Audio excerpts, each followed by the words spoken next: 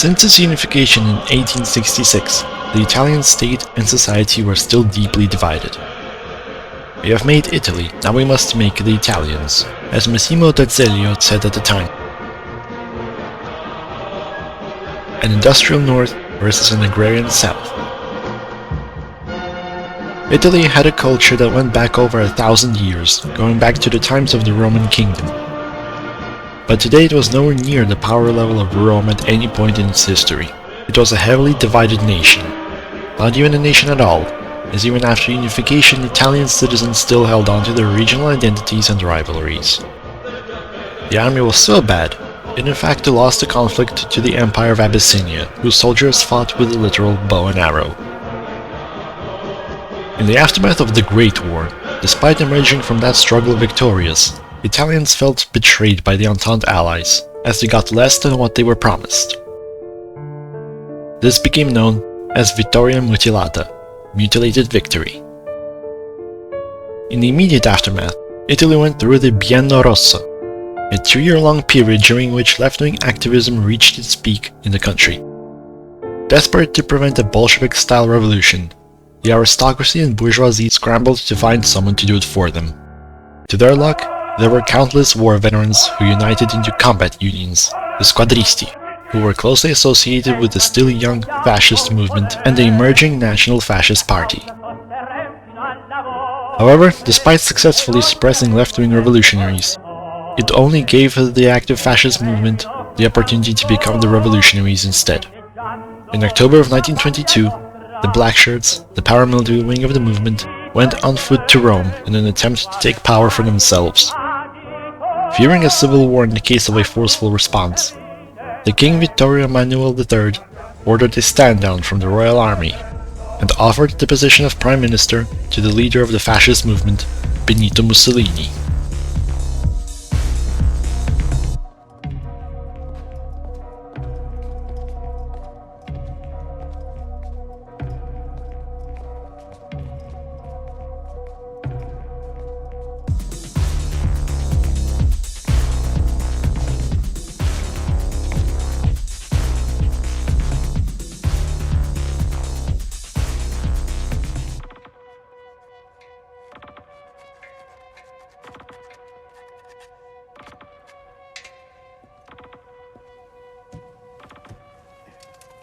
Congratulazioni. Ora che ha ottenuto quel che voleva, faccia la cortesia. Rimandi a casa la sua gente. Maestà, ha camminato giorni per raggiungere Roma. Facciamoli contenti. Lasciamoli marciare.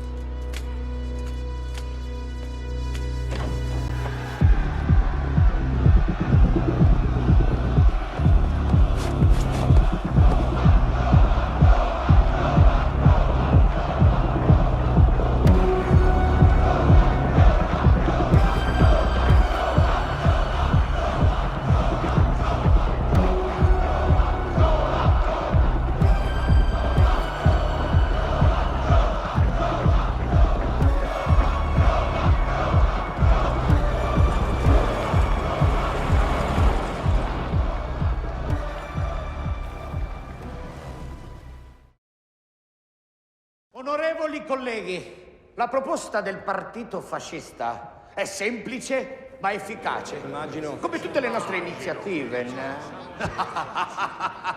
Chi prende il 25% dei voti prende il 65% dei seggi. Questa è una proposta inaccettabile. Ma noi chiediamo soltanto governabilità. Quella che chiamate governabilità è dittatura. The fascist revolution was complete. His prison nickname from his younger years became his title, Il Duce, the leader. The initial years of fascist rule in Italy were not easy on the new prime minister. Despite the totalitarian ideology, Mussolini still had to contend with parliamentary proceedings. But after his biggest critic was found dead, all other parties withdrew from parliament, thinking they would paralyze the government. But instead, they merely surrendered the battlefield to Mussolini and his goons. The final step of the fascist takeover was complete, as all other parties were banned. Mussolini's geopolitical ambitions began with avenging the Italo-Ethiopian War.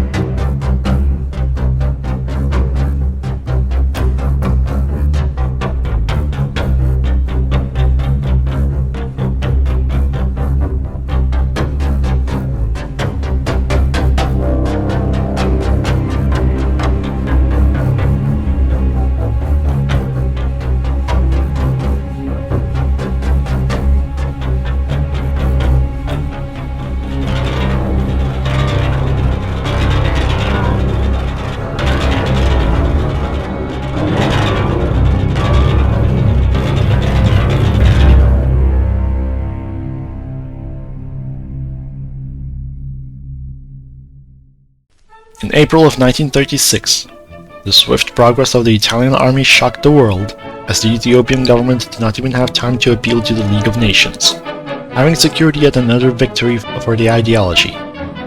Mussolini could now begin making further steps into ushering in the age of fascism, as he predicted will be the 20th century.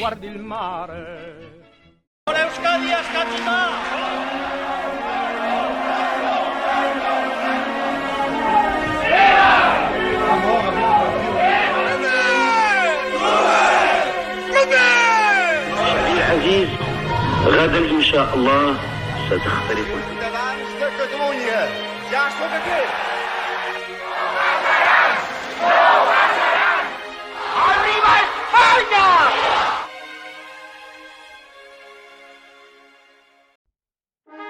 In July of the same year, tensions in Spain reached a boiling point, spilling over into a brutal civil war.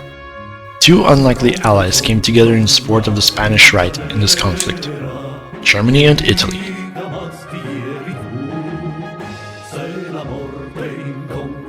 In February of 1938, the civil war in Spain was over with a nationalist victory.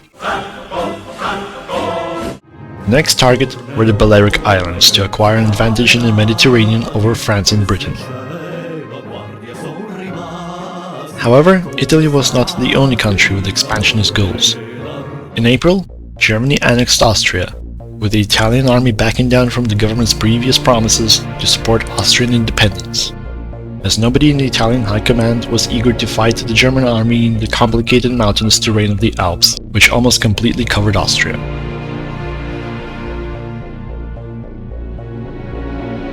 It became obvious that from this point forward, ideologies focused on expansionism would be orbiting around Berlin rather than Rome. Soon enough, Italy and Germany signed the Pact of Steel, promising to come to one another's aid in the case of war. However, the Italian army still had to go through reforms, as its organization still left for much to be desired.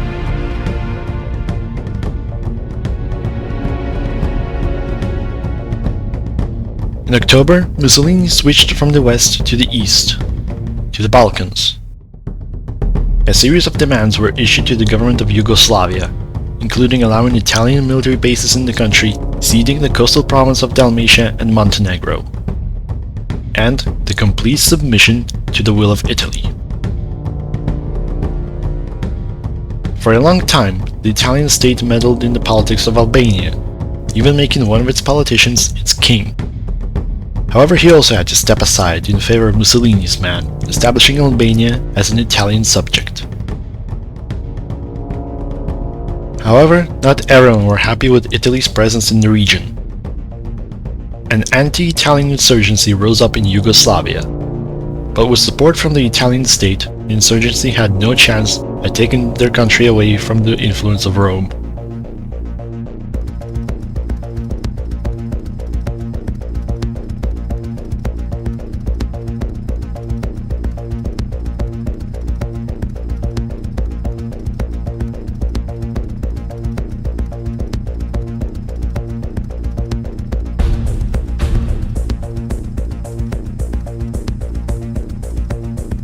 In January of 1940, Germany went to war against Poland, to which France and Britain responded with their own war declarations.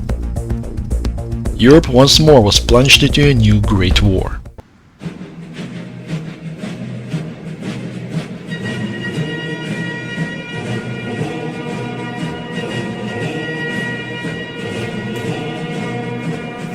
Alle Straßen enden, hört unser Weg nicht auf. Wohin wir uns auch wenden, die Zeit im leeren Lauf. Das Herz verbrannt, im Schmerz verbannt.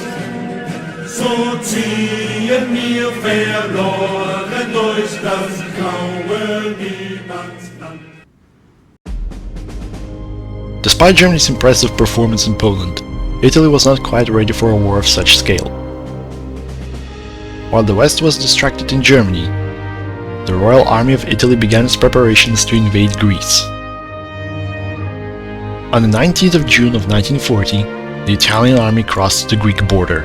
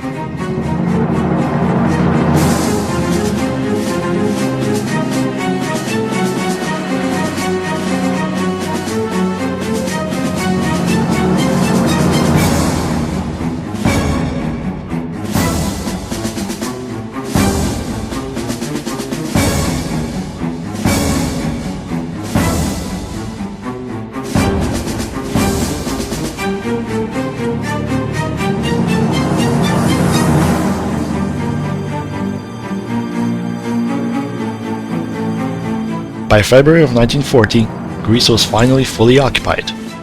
A puppet administration was installed in Athens. Now Mussolini felt that the army was prepared to take on a more serious target. On the 27th of May of 1940, Mussolini declared to the people of Italy that their country is now at war with Great Britain and what remained of France.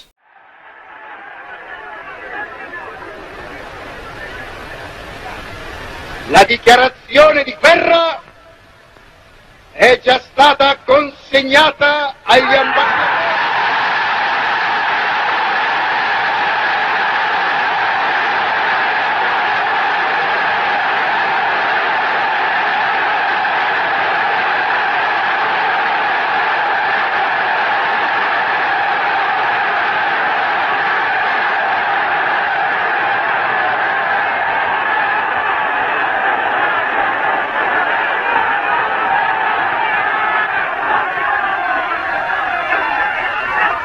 Agli ambasciatori di Gran Bretagna e di Francia.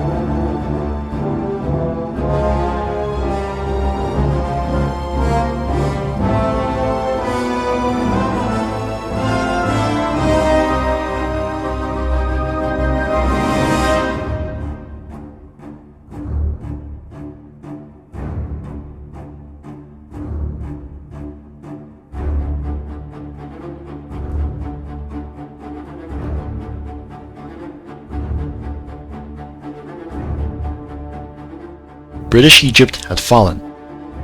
The Suez Canal had fallen before the might of the Italian soldiers too.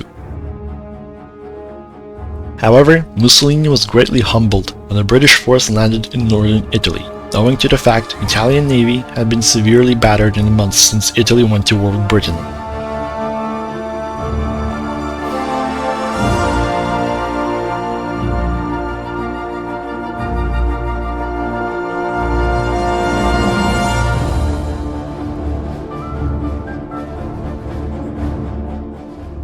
Even though this landing proved a failure for the British, it was nevertheless a sign of things to come, and a wake-up call that if Italy was to be kept safe, it would need an even bigger army.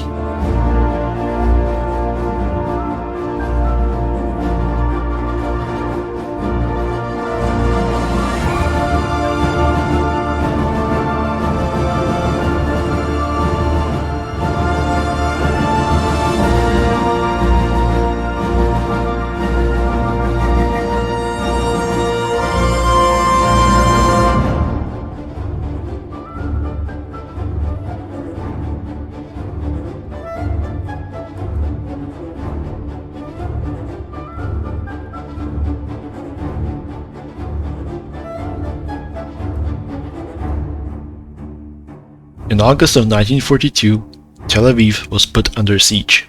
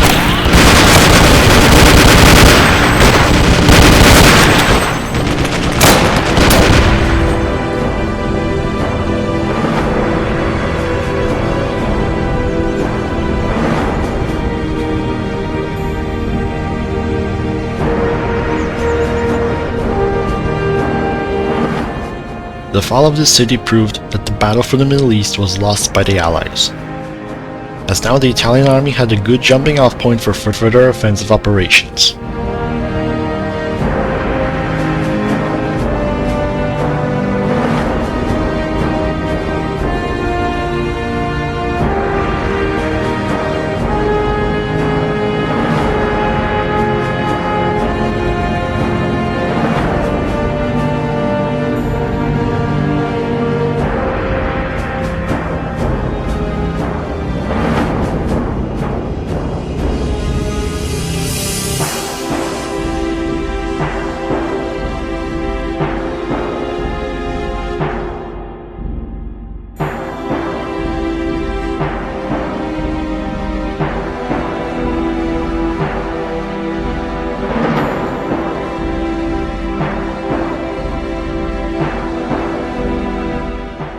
By December of 1942, the force in Egypt finally fought its way towards the Italian East Africa, solidifying Italy's position as the Queen of the Nile. From this point forward, the Western Allies will never be able to make any progress in the African theater.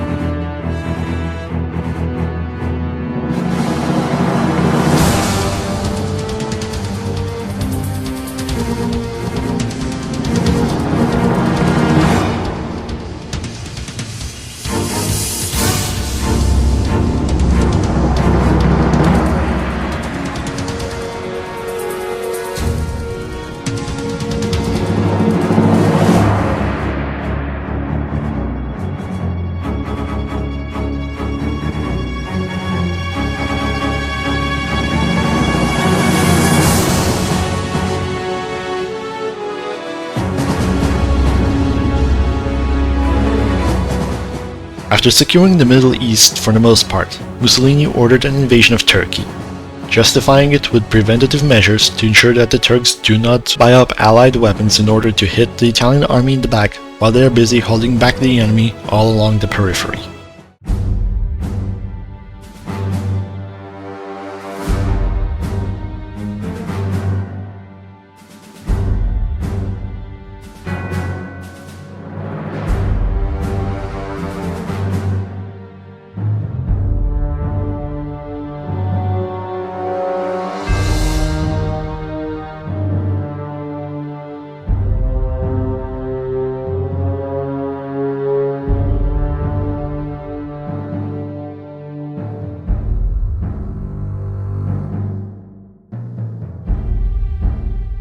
Despite the great progress against the Turks, by summer of 1943, the situation was not developing necessarily to Germany's advantage. They were still stuck in the east, meanwhile in the west they were desperately holding back the Allies, who have successfully landed in the Benelux region, with the entire Western European theater becoming also a World War I style back and forth.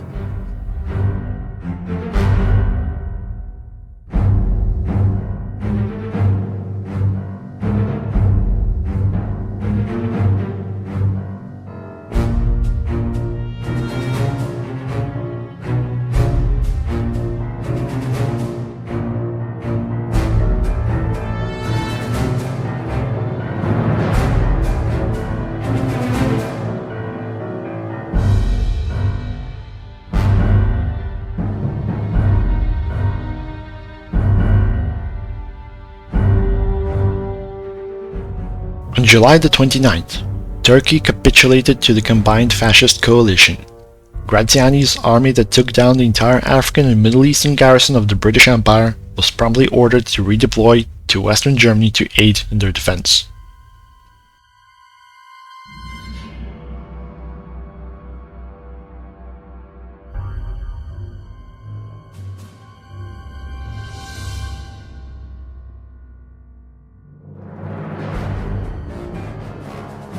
In October of 1943, a very dangerous naval invasion was repelled by Italian garrisons in Sicily.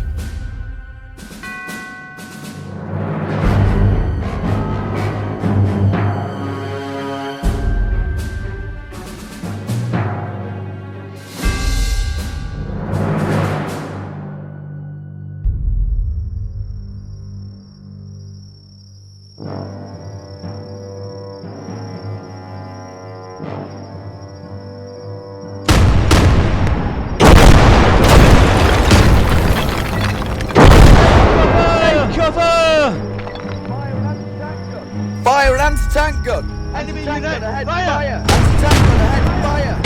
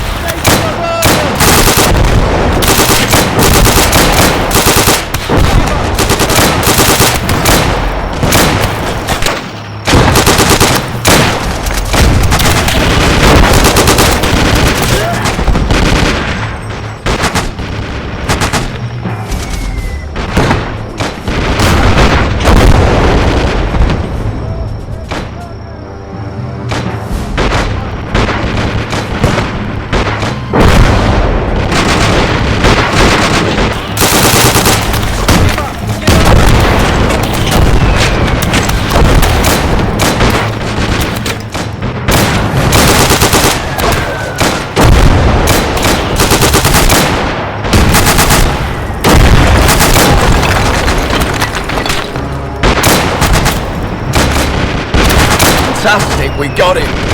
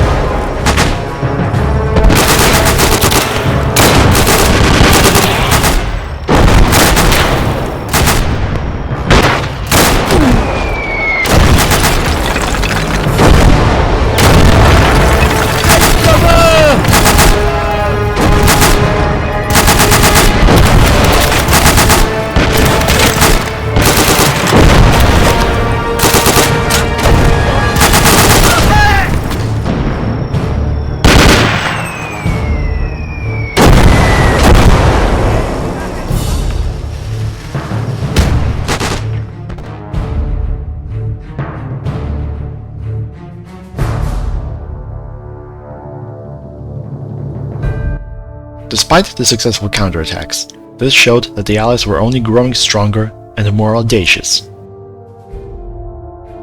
Mussolini's power was beginning to shake at this realization. Members of the Ground Council of Fascism and corporations were becoming more vocal in their criticisms of Mussolini. But there was not much he could do, as he was still not an absolute dictator, still bound by laws and his sovereign.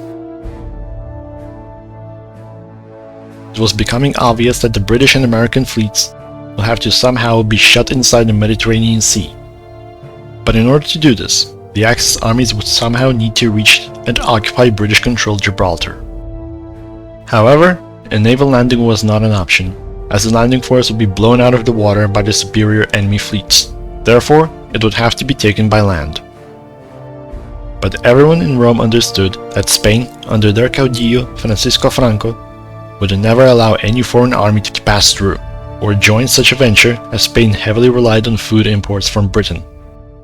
Thus, Spain would have to be invaded too. Either this gamble pays off, or Italy's, and therefore Germany's situation would become even worse.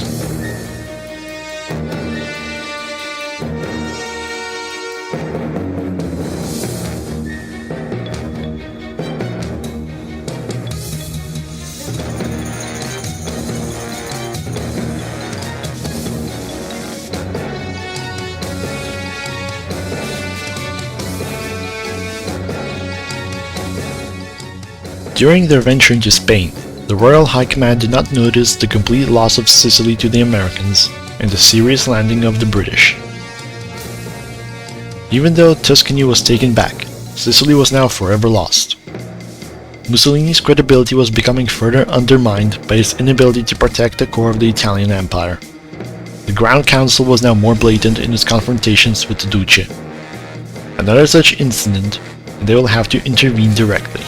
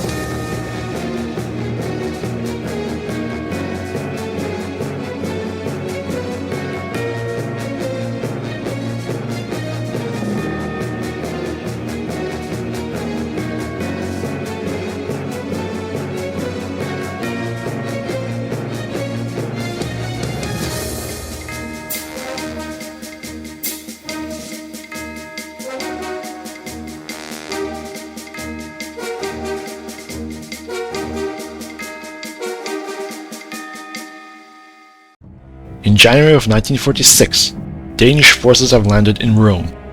This was the final straw for the Ground Council. Mussolini was deposed as Prime Minister of Italy by popular vote within the council. He would be driven into the Imperial Hotel to live out the rest of his life under house arrest. In February, a large Italian force was surrounded by the Soviets in Belgrade. They were unable to break out.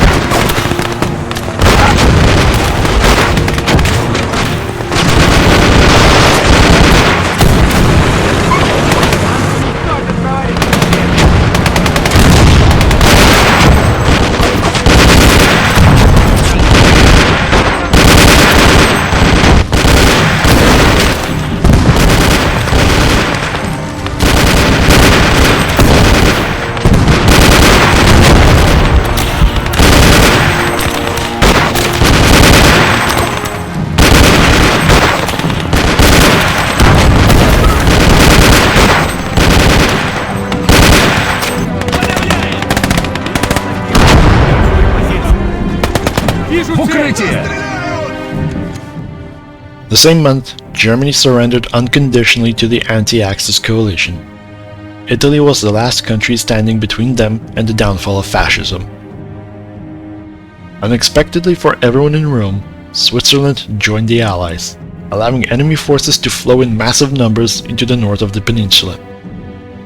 On March 1st of 1946, seeing how untenable the situation was becoming, under the leadership of the Marshal of Italy, Pietro Badoglio, most of the Italian army and government agreed to surrender to the Allied powers. However, fascist loyalists declared their continued willingness to keep up the great struggle in the name of Italy and the fascist ideology. The war had entered its closing stage with an Italian civil war.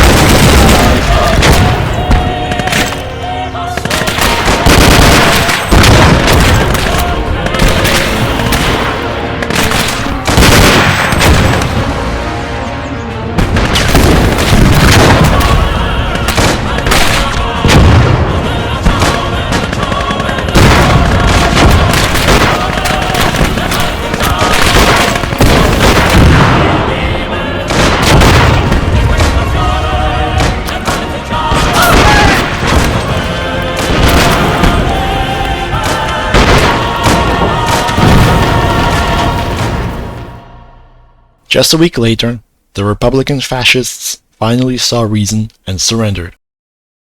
The war was finally over.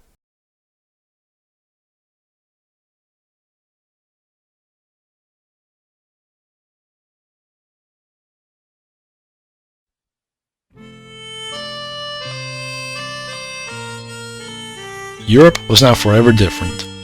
It was also terribly devastated. Even more so after the First World War. Germany was divided into an East and a West, under the Soviets and Allies respectively. Italy was spared such division.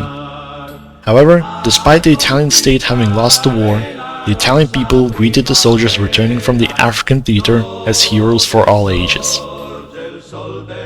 That was because despite the fact that Italy itself was vulnerable to invasion and was utterly devastated, the African front lines held out for the duration of the entire war, with all enemies being unable to take back the Suez and the Holy Land.